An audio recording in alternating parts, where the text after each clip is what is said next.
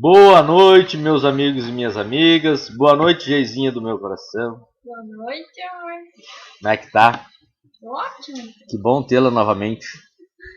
Bom, hoje, pessoal, nós temos os comentários lidos pela voz mais doce do mundo, Geisiane Garcia Moreira. Né? Então vocês podem comentar, podem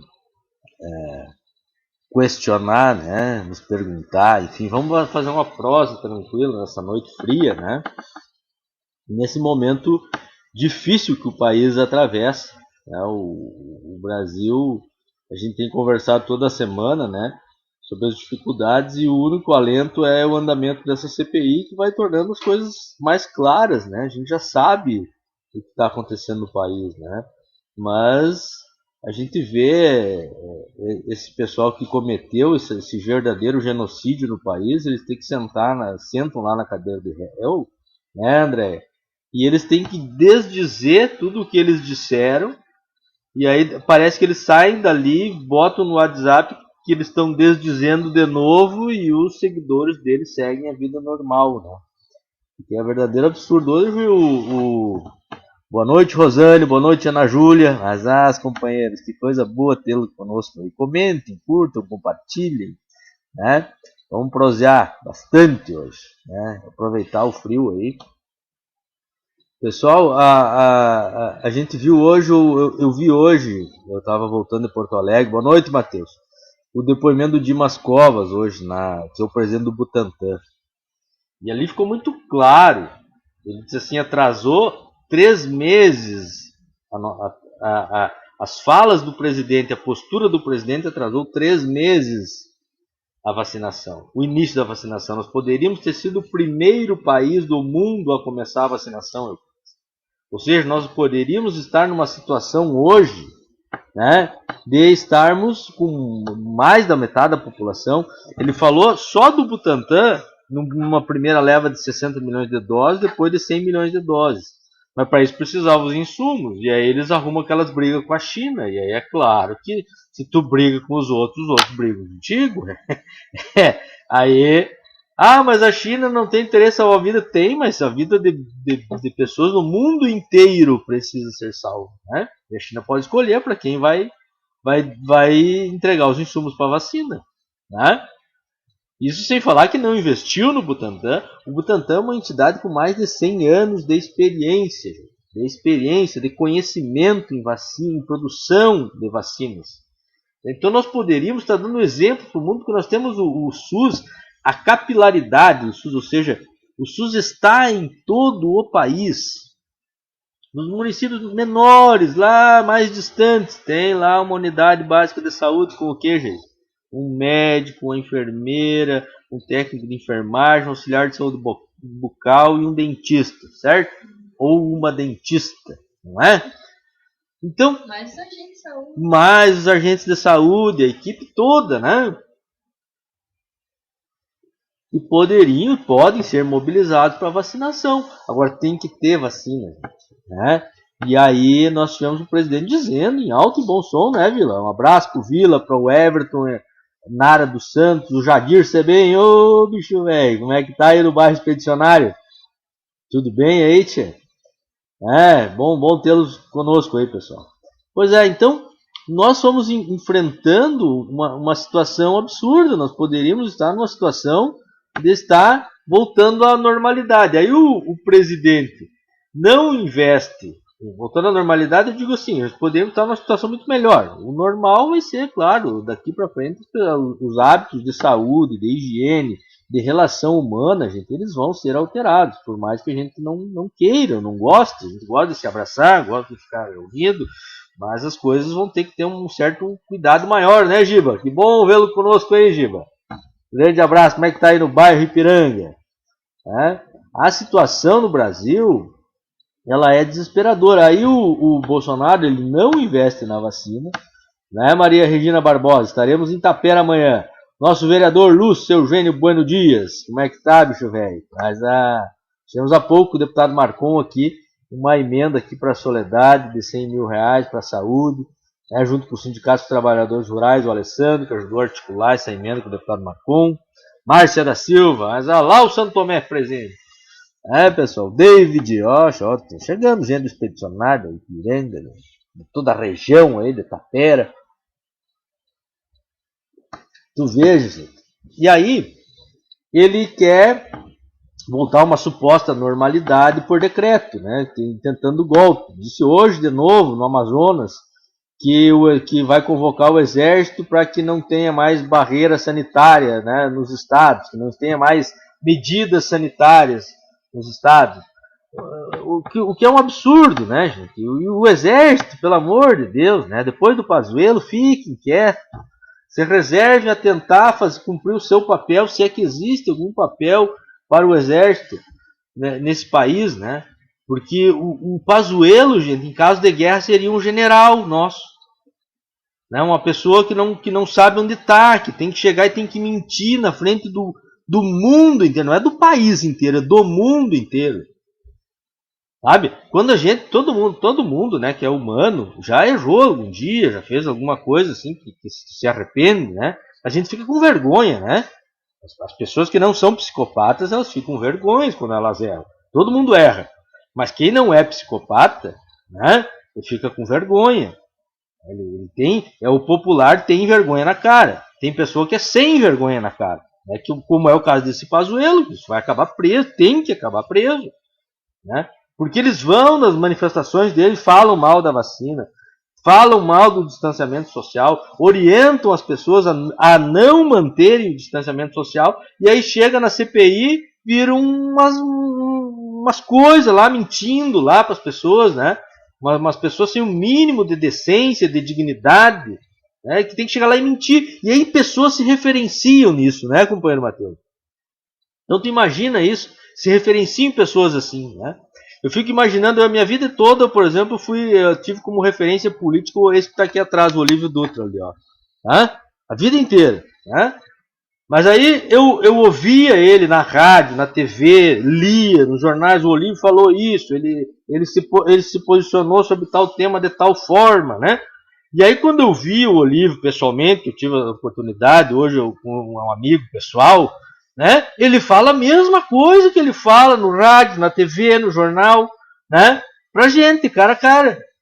Agora tu imagina se ele chegasse na frente da TV, ou numa CPI, ou onde ele fosse depor, falasse uma coisa, chegasse na frente da gente e falasse o inverso. Que tipo de referência política é uma pessoa assim? Pois esses bolsonaristas se referenciam em gente desse tipo. E simplesmente mente, acha a mentira uma coisa saudável, né? Uma coisa tolerável, ou até, sei lá, se vangloriam das mentiras que contam. Enquanto isso, gente, o país está arrumando para 61 milhões de pessoas abaixo da linha da miséria. Hoje já é consenso que 27 milhões de pessoas já estão abaixo da linha da pobreza, ou seja, vivendo com menos de 5,5 reais por dia, R$5,50 por dia, né, Cristiano Lopes? Que bom revê-lo, amigo. Pessoal? Então a situação no Brasil é terrível. Tem gente que está dizendo que 100 milhões de brasileiros têm dificuldade de garantir a sua segurança alimentar e nutricional. Então a situação no Brasil é desesperadora. E aí, em vez de lutar por vacina e pelo auxílio emergencial, nós temos um governo que simplesmente faz de conta que isso não está acontecendo. E fica fazendo discurso para os seus todo dia. E temos governadores que se acovardam para isso. Temos prefeitos, vereadores, lideranças que se acovardam para isso. E temos o conjunto da esquerda que aposta todas as fichas na eleição em 2022. O que é também um erro. Felizmente, parte da esquerda acordou e vai fazer uma mobilização dia 29. Que é isso que tem que fazer, gente. Tem que mobilizar o povo diariamente. Diariamente para lutar contra isso e para lutar a favor do povo, para que o povo tenha dinheiro, dignidade, dinheiro. Ou seja, é isso, salário, melhorar as condições de vida, lutar pelo desenvolvimento. Dá para fazer sim. História essa que não dá. É só tu direcionar adequadamente os recursos, crédito para as empresas que precisam, para a agricultura familiar, como já foi feito. Deveras, como já foi feito. Né? E aí ampliando. A pandemia não é desculpa, a pandemia tem que ser enfrentada com as condições sanitárias adequadas, com o conhecimento sobre a doença, né, evitando o contágio, e não como tendo o péssimo exemplo na presidência da República, que vai fazer mobilização com motoqueiro, sem máscara, cheio de gente, né, inclusive uma senhora que teve na mobilização faleceu, poucos dias depois, né. E no Rio Grande do Sul agora, no país, nós vamos enfrentar uma onda, uma terceira onda gigantesca, portanto se cuidem. Quando a gente diz se cuide e fica em casa, não é que tu não vai trabalhar, tu tem que trabalhar, eu tenho que trabalhar, né? Todo mundo tem que ir, mas é óbvio, é aqueles momentos que tu pode ficar em casa, tu fica, né? Tu não fica por aí se juntando, sem máscara, se reunindo com bastante gente, porque isso prolifera o vírus, né? A gente tem que entender, Everaldo, a gente deveria estar debatendo, 456 mil mortes, infelizmente, né, Everaldo? Nós deveríamos estar debatendo formas da gente desenvolver a educação com plataformas na internet adequadas, com o espaço, inclusive, de repente, utilizando as escolas para essas famílias mais carentes, que não têm efetivamente onde deixar os filhos, e construir uma forma de que, sem proliferar o vírus, a gente pudesse receber essas crianças, enfim, criar um sistema, mas não se pode, porque parece que esse país ficou maluco, né? Porque cada coisa séria que cada demanda séria que o país tem para a gente debater, vem uma loucura, assim, vem tipo essa, não, simplesmente reabre as escolas. Não é simplesmente reabre as escolas, mas seria possível fazer uma discussão sobre reabrir, né, de forma segura ou mais segura possível, né, se a gente estivesse lidando com lideranças nesse país que tivessem essa responsabilidade, né, não tivesse um presidente fazendo folia todo dia, né, folia, não tem outro nome para isso, né, gente. Hoje ele ameaçou de golpe de novo e ameaçou usar o exército, e o exército tem que ter a decência de parar de ficar quieto para esse imbecil e dizer que o exército, que ele não manda no exército, que o exército não vai dar golpe, porque a Constituição não manda dar golpe. A Constituição manda cada poder da República fazer a sua parte para que a gente tenha um poder harmônico. Harmônico não é que não divirjam eventualmente, mas é que se harmonizem para que tenham, vamos dizer assim, para que o povo fique em segurança, né, no sentido amplo da palavra, tanto em todas as ações públicas, né? Saúde, educação, assistência social, emprego, renda, enfim. E aí é importante, né, porque o Estado é sim responsável por emprego, renda, moradia, desenvolvimento da agricultura. Essa história de que o Estado não é responsável, que não tem nada a ver com a economia, é uma história absurda. E os que mais dizem isso, que é os que mais ganham dinheiro no mundo, que é os bancos, quando eles têm algum problema, eles se socorrem aonde? No dinheiro público. E nós já vimos isso centenas de vezes no país e no mundo, né? Então, sim, o Estado, a política deveria gerir a vida em sociedade. Quando eu falo política, é política com P maiúsculo, a política que preserva e que defende o bem comum, ou seja, as pessoas vivendo de forma harmônica, solidária, podendo se desenvolver enquanto seres humanos. Boa noite, Rodrigo Godoy Teichmann. Mas, meu compadre, que bom vê-lo. Vani Rodrigo, que coisa boa. A Valdirene, o Luiz Ferreira, meu amigo Tomate. O pessoal pode curtir, comentar, perguntar, né? Esse depoimento, o Thiago, nosso amigo dos Correios, olha que tragédia que está acontecendo nos Correios. Aliás, eu vi a cobrança em relação ao Cherini, Thiago, que é outro que só pode estar vivendo no mundo da lua, porque ele foi dizer lá que o prefeito de São Paulo morreu porque usava máscara. O cara morreu de câncer, sabe? É um nível de desinformação maior do mundo, né?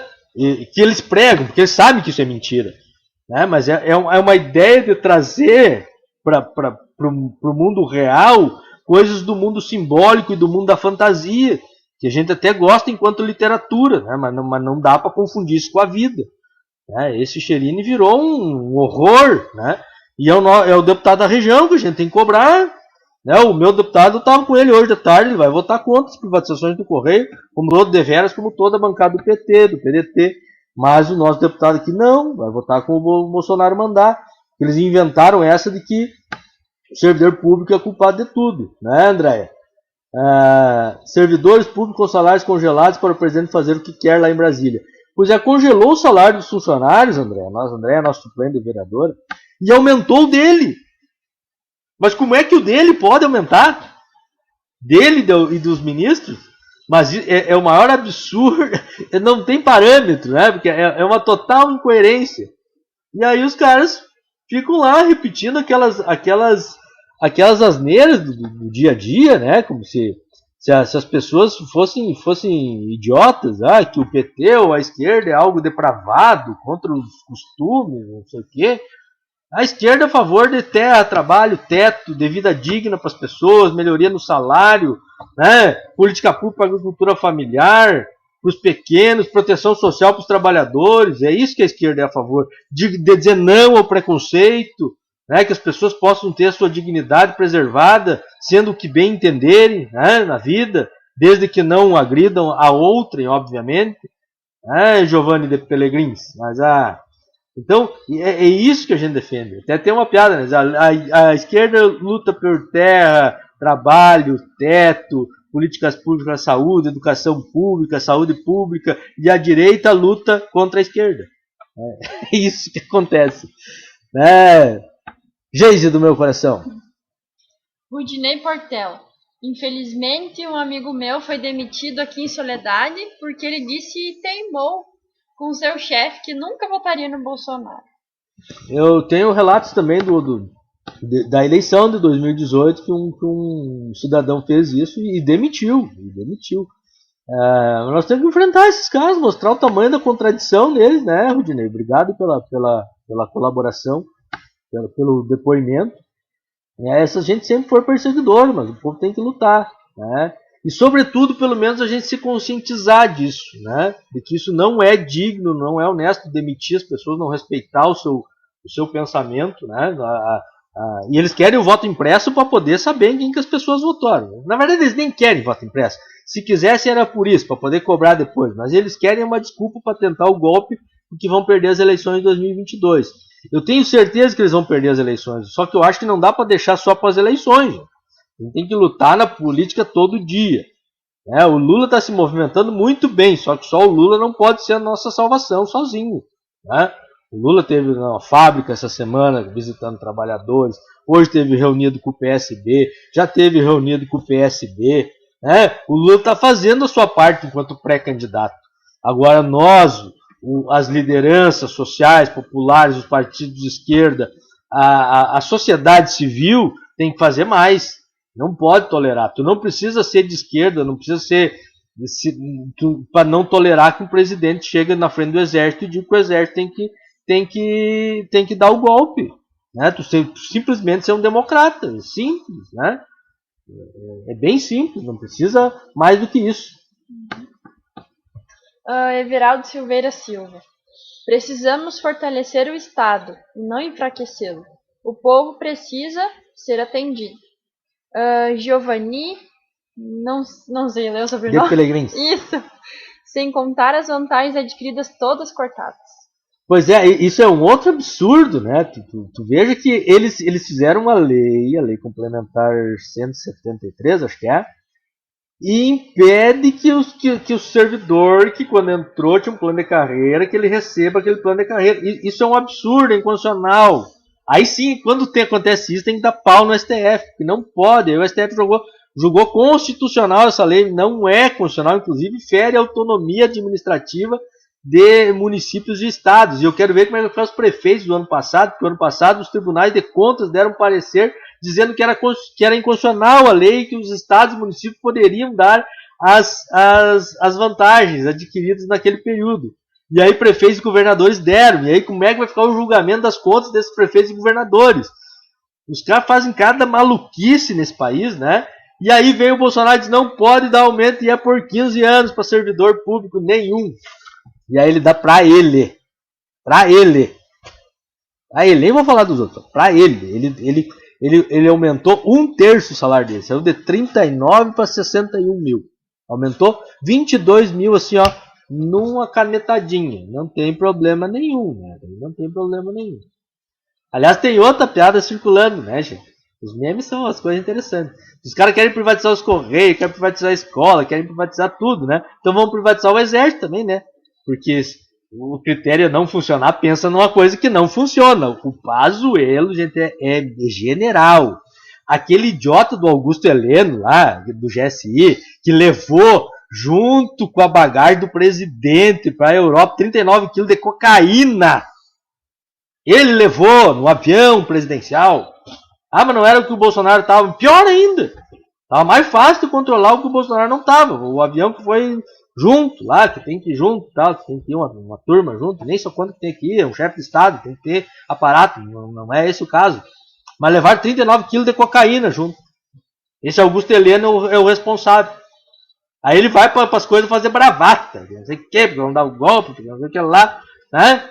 Só garganta. A gente não precisa de general assim. Precisa de general sério, honesto, franco, fale sempre a mesma coisa e fale sempre a verdade.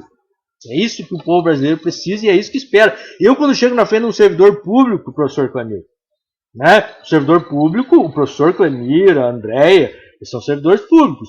Quando eles estão lá na função pública de professor, eles são o Estado falando. Por isso que um professor, ninguém jamais deve mentir, mas um professor, uma professora, um agente do Estado, um dentista lá na unidade de saúde, gente, ele é o Estado falando.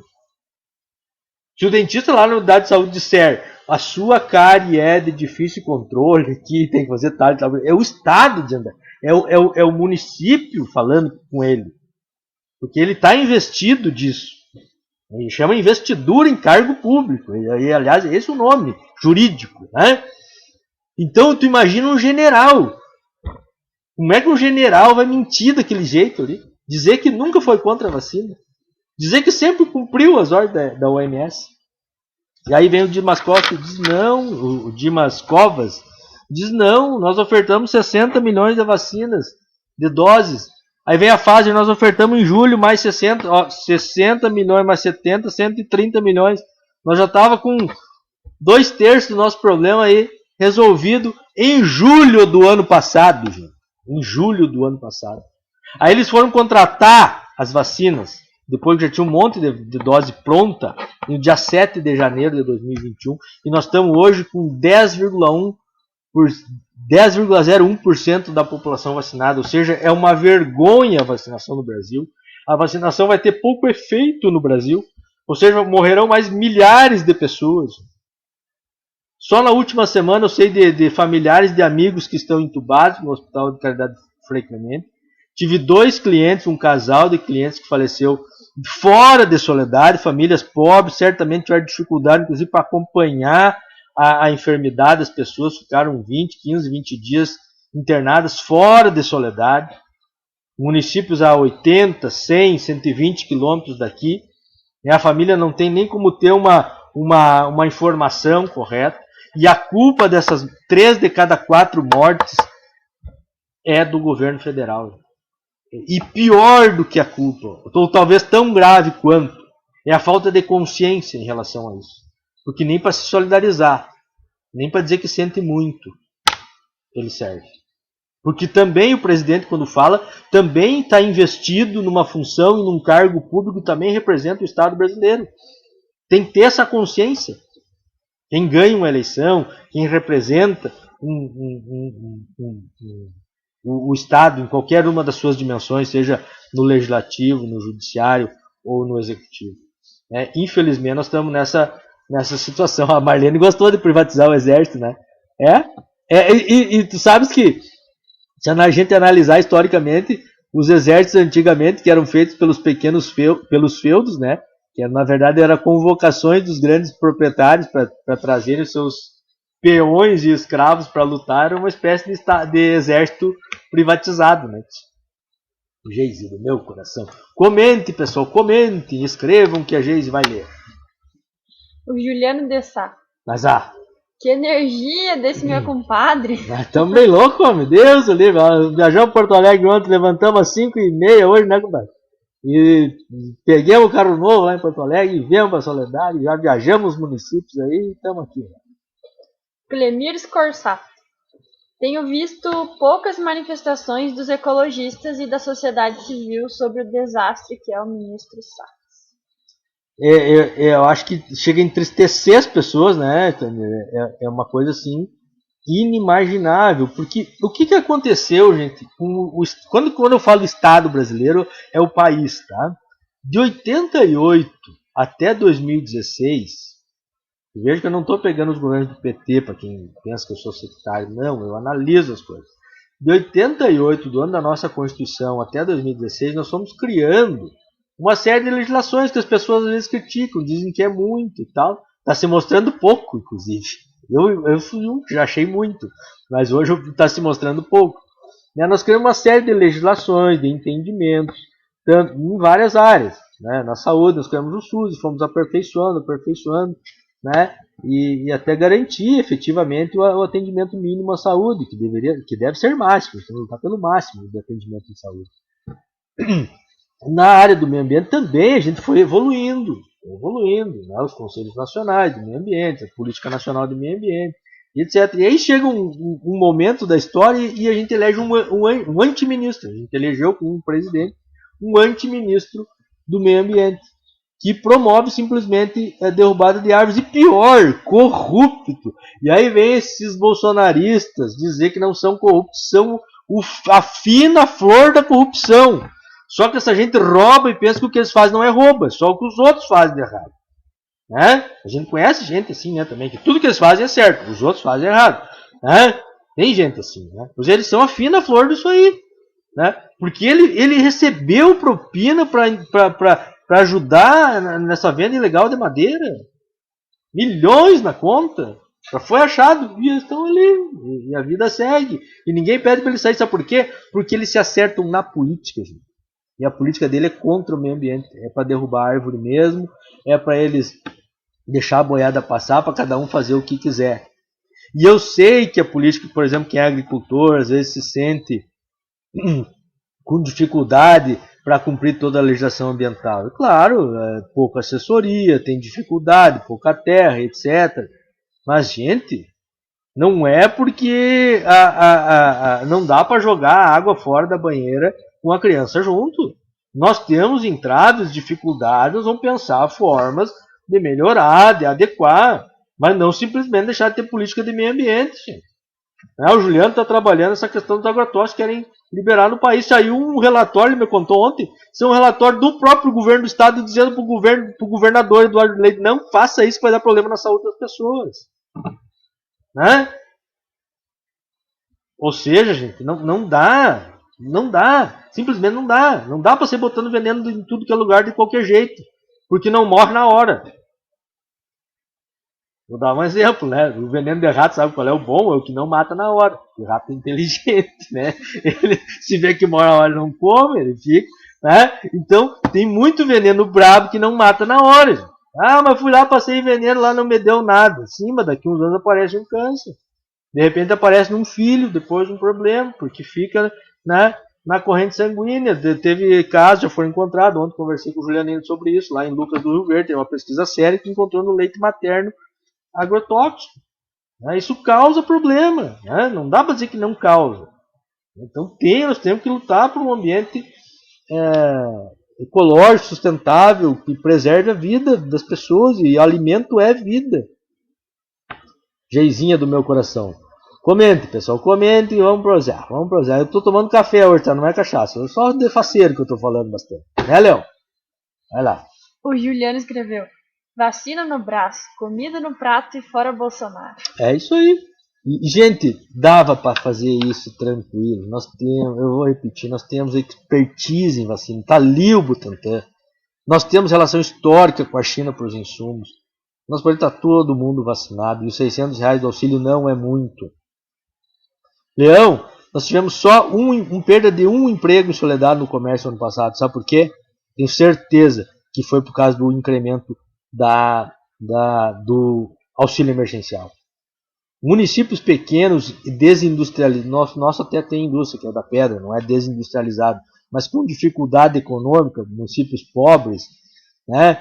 A injeção do auxílio emergencial foi algo extraordinário, que deu para a gente passar o 2020, agora vem em 2021 com 150 pila, e para um terço do que recebeu, não vai dar metade, eu acho que vai dar metade do que recebeu em 2020, a metade do número de pessoas. Nós chegamos acho que 60 milhões de pessoas em 2020, acho que esse ano vai a 40 milhões, né? E o valor, um quarto, né, do valor que era, aí não dá, né? O Juliano escreveu que o Leite pediu regime de urgência para aprovar o PL que libera o registro de venenos proibidos no país de origem, mesmo com pareceres contrários da Secretaria Estadual de Saúde e da FEPAM. Veja bem, 2 órgãos oficiais do governo, a FEPAM e a Secretaria da Saúde, dizem que não. Os países onde ele é produzido esse veneno, eles não deixam usar.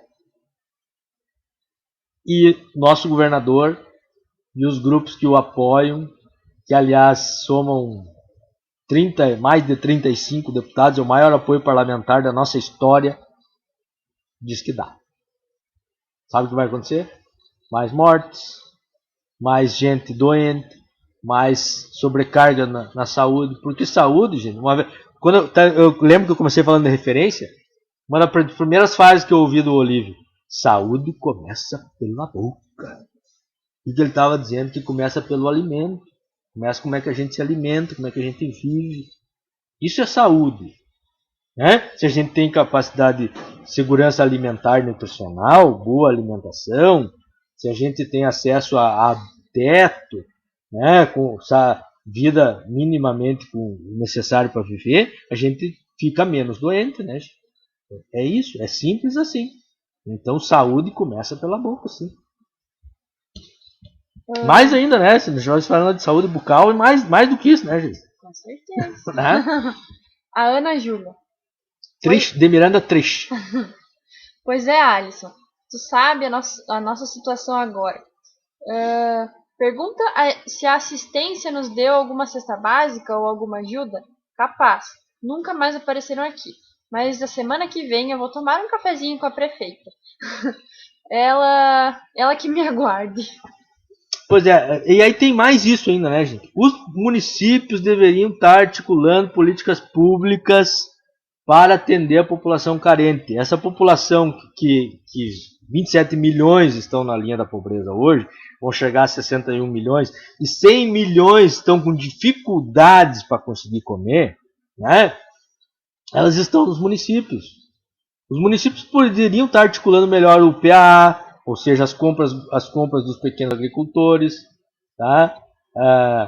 Distribuindo cestas básicas, tendo o Vale Feira, né, Leão? Nós cansamos de fazer de falar na eleição, né, poderia estar sendo feito, ou seja, fazendo o dinheiro circular na localidade, né? Tudo isso seriam políticas, e comprando cesta básica, distribuindo cesta básica, Júlio. É isso. Numa situação como essa, prefeitos e prefeitas têm que comprar cesta básica e distribuir cesta básica. Se puder comprar da agricultura familiar de forma organizada, ou fazer compras locais, muito melhor, porque faz a economia girar mais no local, né? Agora, desamparar as pessoas é produzir a morte. Nós estamos gente, milhões de pessoas estão passando fome. Eu fui a Porto Alegre ontem, fiquei apavorado, porque na cidade grande isso aparece mais. Eu vejo em Soledade isso, mas lá eu cheguei, eu desci do ônibus, deu uma, deu duas, deu três, deu quatro, deu cinco, deu seis, deu sete, 10 pessoas pedindo dinheiro, cara. Uma coisa que a gente já não via. Eu voltei lá nos anos 80, anos 90, né? Início dos anos 2000, ali quando a gente chegava em Porto Alegre, era assim. Fora os Uber, né, cara? Fora os Uber. Até eu esperar meu compadre me pegar lá na rodoviária, que veio uns 20, assim. Eu sou Uber, precisando de Uber. Um Uberzinho. Vamos lá, de Uber. E assim foi. Vamos dar uma volta. Vamos lá. André de Carvalho Pedroso. A live ontem do Movimento Negro, a nossa convidada Chica nos colocou que precisamos continuar fazendo a nossa parte. Sindicatos, movimentos coletivos, que é importante as lideranças não se omitirem. Isso é fundamental. E é isso que eu estava falando quando eu disse que a gente não pode ser Lula dependente. A gente não pode achar porque a gente tem um bom candidato, com boa capilaridade, com boas intenções de voto, está tudo resolvido e vamos para cada um para sua casa. Não, não. Nem que ganhe a eleição, porque se ganhar essa eleição, essa direita maluca não vai desistir. É essa mesma gente que derrubou o Getúlio e vão tentar derrubar o Lula e desestabilizar e fazer com que as políticas públicas não cheguem nos mais pobres. Então, organização social, participação consciente e cidadã, ó a frase do Olívio, tá? Tem referência, né, gente? A gente tem que continuar fazendo sempre. Por isso que liderança que se omite, liderança covarde, a gente não pode eleger, a gente tem que eleger gente com coragem, com determinação, com compromisso público, social. Né? Não adianta ter prefeito que queira agradar todo mundo, tirar fotinho. Tem que ter prefeita que enfrente as lutas. Vereador, deputadas, que tenham coragem, por exemplo, de enfrentar ser contra essa reforma administrativa que o Bolsonaro quer fazer, que é para acabar com o Estado brasileiro. Né? Ter deputado que enfrente essa questão dos agrotóxicos com o Eduardo Leite, desmonte da venda da Corsã e do Banrisul e tantas outras aberrações que nós estamos vendo aí no último período. Marlene Moraes Scorsato. Esperamos que a CPI vá a fundo e dê resposta ao povo. O Brasil, historicamente, sempre foi exemplo na prática de vacinação e agora toma vergonha. Exatamente. Eu estou muito confiante na CPI, Marlene. Não que eu ache o Renan Calheiros a fina flor do mundo. Até porque não é. Né? Mas esses caras conhecem o Congresso e sabem articular. E outra, entre tu ser uma pessoa, vamos dizer assim, não tão boa, né? E tu ser um genocida, como é o caso do Bolsonaro, tem muita diferença. Eu acho que todas as pessoas verdadeiramente de bem, né? E eu acredito que no Congresso tenha pessoas bem intencionadas, sempre acreditei que tem pessoas bem intencionadas. Eu acho que o Congresso vai dar uma boa resposta. Eu acho que a CPI está bem montada, tem pessoas inteligentes, capacitadas. Acho que tem que chamar o Bolsonaro sim, tem que convocar, porque ele é um genocida e não para de ser. O que ele fez hoje, de novo. Ele disse: a vida tem que voltar ao normal, eu vou chamar vocês do exército para botar a vida ao normal. Mas, gente, não volta a vida ao normal por decreto. Senão, eu vou fazer um decreto que o vírus não entra aqui em casa. Mas não é por decreto, ele não entra aqui em casa se eu não deixar, se eu me cuidar muito. Né? Aliás, eu já me cuidei muito e ele entrou igual, infame. Né? Então, não é bem assim as coisas. Né? Tem que ter uma política pública. Vamos lá. O Leão Gonçalves. Mestre Leão. Buenas, companheiro Alisson. E uma boa noite a todos que estão participando da live. Abraços a todos e a todas. Eu, como comerciante, há 6 anos, em Soledade, foi o melhor segundo semestre de 2020 em vendas. Nesses 6 anos de existência da Soleótica em Soledade. Só para complementar, agora sem o auxílio emergencial e sem nenhum projeto de desenvolvimento desses desgovernos, as vendas caíram. Exato, eu acredito, é isso, né? É isso. Claro que, né, gente, nós estamos falando Soledade, Baixo Cassal, Fontoura, acredito que em outros municípios empobrecidos isso aconteceu.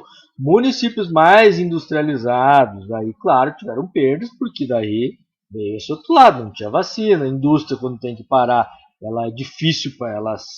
O Bolsonaro acabou com a indústria nacional por duas coisas. Por conta da política do Guedes, que é de recessão absurda, né? E por conta de não enfrentar a pandemia. Né? Eu acho que a Ford foi embora e outros grandes multinacionais foram embora. Por quê? Porque não dá para trabalhar num país desorganizado assim, com o Guedes nessa loucura. Essa ideia absurda de que o Estado não tem que fazer investimentos. Se o Estado não faz investimento, não existiu capitalismo, gente, sem o Estado fazer investimento. Isso é uma falácia, essa história de que o empreendimento vem para salvar e que a economia por si só se salva e o mercado por si se autorregula. Isso nunca aconteceu e nunca vai acontecer. E quem diz essas coisas lá no Consenso de Washington já parou de dizer faz anos. Faz anos que eles já dizem o contrário, precisa de investimento público, o capital precisa ser freado e é necessário política pública. E isso não é conversa de comunista, isso é conversa de liberal clássico que tem o mínimo de consciência política. Juliano de Sá. Vamos lá. Nesses dias difíceis e em meio à solidariedade, percebi que ninguém gosta de receber cesta básica. As pessoas recebem com vergonha e cabeça baixa. As pessoas só aceitam porque precisam. Cesta básica não pode ser tratada como assistencialismo e nem como política pública, mas sim solidariedade emergencial. Só políticas públicas como renda básica decente, lá e aqui, junto com programas sociais, é que superaremos as cestas básicas. Muito bem, é isso. É a síntese perfeita. Né? Inclusive, eu já tive essa oportunidade de dialogar com ele sobre isso, é um relato importante. As pessoas, é claro, as pessoas recebem, têm gratidão de receber a cesta básica, mas elas não queriam estar recebendo, elas queriam estar podendo ter o seu trabalho, a sua renda, né? E sustentando as suas famílias. É um relato importante. Muito obrigado, Jean. E claro que a cesta básica não é uma política pública por excelência. Acho que o Jean deu um nome bom. Solidariedade emergencial, é isso. É um bom nome, né? Acho que é isso. E para superar isso a gente já sabe a receita, né? É investimento nos pequenos, nos médios, né? Capilarizando os investimentos, direcionando os investimentos com crédito, com subsídio, com as compras governamentais, com todas as formas e instrumentos que o Estado, em suas 3 dimensões, tem para chegar na vida das pessoas. Tá? Por isso que sucatear o Estado para quem é pobre e fica apoiando é uma burrice, gente. Tu fica aí dizendo tem que privatizar, tem que privatizar, tem que privatizar a escola onde vai ter o filho abençoado. Portanto, não é inteligente dizer isso.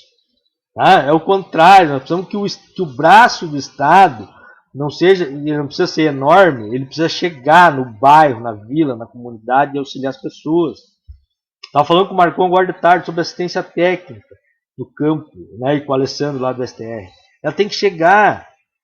E para isso precisa de gente, precisa de investimento, precisa da Emater, precisa do município, precisa da Secretaria da Agricultura, chegar lá no agricultor, conhecer o seu problema, né, pensar soluções junto com ele. Não chegar com receitas também milagrosas e prontas, mas construir isso, e isso precisa de investimento, senão não acontece. Soledade, Fontoura e outras tantas cidades aqui da região, elas necessitam de São José, eu tive hoje, tem que chegar lá o braço do Estado, gente. Tem que chegar naquelas pequenas propriedades e fomentar e dar um jeito de que elas se renovem, se fortifiquem, gerem renda. É uma ilusão os pequenos municípios ficarem indo atrás de grandes empresas. É uma ilusão. Tem que ir, ou tem que estar aberto a essa possibilidade. Mas o que pode construir é o nosso... Soledade é 1.213 km². Tem área, tem propriedades. São José, Fontoura, Barros Cassal, Gramado Xavier, todos os nossos municípios aqui também têm realidades semelhantes. Nós temos que fazer com que essas propriedades deem renda suficiente para que as pessoas possam continuar vivendo ali, se assim o desejarem. Essa renda se espraia pelo meio urbano. Nós podemos ter aí sim industrialização no meio urbano também, etc. Mas ficar esperando que tenha uma Gerdau em cada município não vai acontecer, gente. Não vai acontecer. E aí fica gerando ilusões na população. A Raquel Teodoro da Silva. Boa noite, Raquel. Espumoso, de espumoso para Passo Fundo. Temos que lutar, se engajar e se preparar. Por falar em educação, a escola pública continua sendo atacada, os professores carregando o sistema nas costas, com seu suor e seus recursos. É verdade. E assim, eu estou vendo assim, Raquel. Tu vê essa reforma administrativa passando lá no Congresso, não passou ainda, né? Vamos ter uma boa luta lá. Mas há uma ideia, né, na sociedade que a gente precisa combater de que a escola pública não é boa, ou de que às vezes até gente de esquerda começa a disseminar isso, né? Às vezes com a mais boa intenção. Mas a escola pública, ela é boa, assim, ela tem que ser melhorada, qualificada. Os professores têm que ter espaços de cada vez maiores, de qualificação, enfim. Nós temos que as nossas ferramentas, como o CEPER, está bem afiado, vamos dizer assim, preparado para os embates. Infelizmente, eu vejo com certa tristeza o nível de belicosidade agora na eleição do CEPER, por exemplo, uma coisa que até nem vou falar muito aqui, mas eu acho que a gente tem que A gente tem que criar as condições para que as entidades cresçam e se desenvolvam, não se degladiar demais entre a gente. Né? Tem que, claro, tem direito a ter não só 3 chapas, podia ter 10. Mas o debate tem que ser de agregar, de juntar gente, de fazer grandes mobilizações. Agora não dá, né, por causa da pandemia, mas a mobilização pode ser feita, inclusive, em rede social, defendendo o serviço público, a escola pública, o professor, a professora, o estudante, o direito das famílias, o direito à educação de qualidade, pública e de qualidade. Vou ler uma notícia, eu acho que tu já deve saber. Deputado do PSL apresenta projeto para fechar a Universidade Estadual do Rio. O deputado estadual Anderson Moraes, do PSL do Rio de Janeiro, protocolou na Assembleia Legislativa do Rio de Janeiro um projeto de lei para a extinção da Universidade Federal do Rio de Janeiro. Isso porque ele disse que a universidade tem um aparelhamento ideológico de viés socialista. Essa gente vive no outro planeta. Só vou concluir da Raquel ali, porque ela escreveu mais. A escola pública precisa de investimento, não tem como trabalhar com o espaço do século passado. Né? Da tecnologia sem tecnologia é uma vergonha. Exato, eu não sei, eu comecei falando um pouco disso, eu falei agora um pouco sobre isso, que a gente poderia estar pensando formas, né, plataformas, inclusive, como é que chama? Plataforma tecnológica, né, de internet, para chegar mais, né? As escolas estão recebendo, se aperfeiçoando, pensando formas, né, de ter isso, mas infelizmente acho que poucos, inclusive municípios, alguns municípios fizeram isso no país, ou estão fazendo esse debate, né? Mas a maioria não está, os estados também não fizeram. Aqui o Leite ficou brincando de bandeirinha também, né, gente? Vamos combinar que é o Bolsonaro de sapatênis, né, cara? Na prática a diferença é pouca, na prática tá ali querendo receitar agrotóxicos para a gente comer, né? Então, mas é isso, companheira Raquel. Eu acho que é triste a situação, mas a gente tem que valorar a escola, o professor, a professora, a comunidade escolar, mostrar a sua importância, que ainda assim, nessa dificuldade, ainda assim, consegue fazer diferença na vida das pessoas. Quanto a esse deputado da UERJ, é uma coisa absurda. Agora, se a gente pensa isso, nós tivemos mobilizações na frente da Unipampa aqui, os caras chamando, dizendo que onde é que se viu, tem um curso, como é o curso lá que o cara gritava, dizia, esse curso é só para tomar dinheiro, não sei o quê. É umas coisas absurdas, como se os estudantes, os professores fossem um peso para o Estado. O Estado precisa... Gente, de onde é que saíram os pesquisadores para produzir as vacinas? Das universidades, de onde é que sai o conhecimento do país? É dos pesquisadores, são professores e alunos com bolsas, com investimento estatal, que descobrem as soluções para os problemas. Isso é um pesquisador, não é do outro planeta, não é o professor Pardal lá, não é o Gargamel lá, não, é um estudo científico feito no mundo inteiro, em universidades ou em universidades públicas ou com investimento público. O setor privado não investe em pesquisa, ele investe em roubar as pesquisas ou roubar a matéria-prima para aquelas pesquisas descobertas pelo poder público. Isso no mundo inteiro, historicamente. Né? Então, que esse cara vem dar lição de deixar o país assim, sem investimento público, isso não acontece. Né?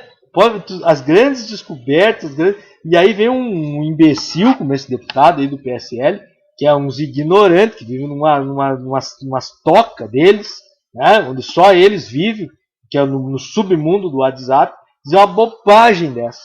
Né? De certa forma, se a gente olhar por um outro viés, né? Qualquer coisa civilizada eles chamam de socialista, isso até me anima. Né? Eu acho que o socialismo é um grau de civilidade a mais, onde as pessoas possam se desenvolver com dignidade, com respeito, com afetividade, com carinho, com solidariedade, né, com amor. Né? Se eles acham isso ruim, eu acho isso bom. Né? Acho que esse mundo da disputa, da ganância, do individualismo exacerbado não é um mundo bom para a gente viver, para a gente se desenvolver. Isso cria muita frustração, muito problema, muita fome, muita miséria, muita doença. Não é bom, eu não considero bom. Né?